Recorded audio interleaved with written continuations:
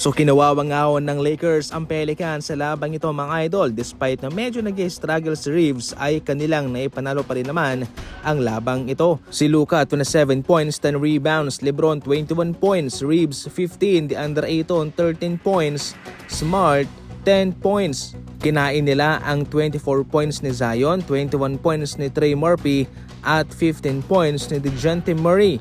Mahina sa depensa itong Pelicans mga idol. Mas maraming blocks itong Lakers, 12. Grabe, dyan pa lang makikita mo na maganda ang kanilang ipinakitang depensa.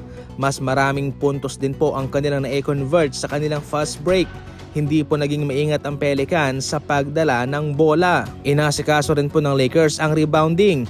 Despite na mayroong Zion Williamson ay hindi po ito nakaporma sa ilalim. Sa ngayon pagkatapos na magkaroon ng 3 losing streak, ngayon nasa 3 winning streak na ang Los Angeles Lakers mga idol. So hindi nga ako nagkamali itong OKC Thunder sa kanilang pagkuha kay Jared McCain galing sa 76ers. Sa kanilang laban kontra Chicago Bulls, pinangunahan nina McCain at Williams ang OKC laban sa Bulls. Siya'y tumala ng 20 points, 3 rebounds and 1 assist. Samantalang itong si Williams naman 17 points, 16 rebounds and 6 assists. Walang Shai Gilgeous-Alexander at wala rin yung isang William. Pero walang problema dyan sapagkat itong kanilang mga reserba ay nagkaroon ng magandang trabaho sa pag-execute ng kanilang gameplay. Kilala itong OKC Thunder sa pagkakaroon ng malalim na rotation, malalim na lineup sa kanilang kupunan. Kaya kahit na wala man si Shai o si Williams ay wala silang problema sapagkat kanilang maipapanalo pa rin ang laban. Kabilang rin po sa magkakaroon ng dominanting future itong Spurs sa NBA. Isa sila sa mga kupunan ngayon na bata at mayroong malakas na hinaharap.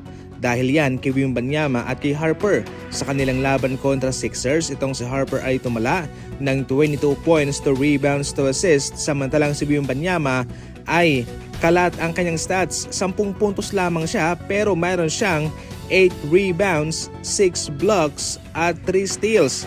Sa loob lang po yan ng 24 minutes at ang kanyang plus minus ay nasa plus 41.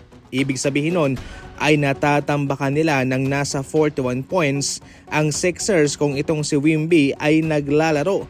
Kung ito'y present sa loob ng court, given na wala pa sa Alayanis level itong si Wemby, nako papunta pa lang tayo doon ha, pero sa ngayon ay paunti-unti na nga dinuduminan ng Spurs ang kanilang conference. Check na sa susunod na mga taon ay mahirap nang matalo ito.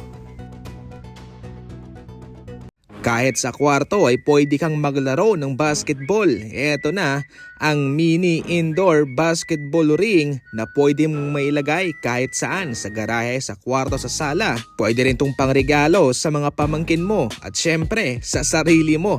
Maski ako man ay hindi ko mapigilang maglaro. Syempre para makabili, nasa comment section lang ang link. E check out mo na, nasa Yellow Basket lang.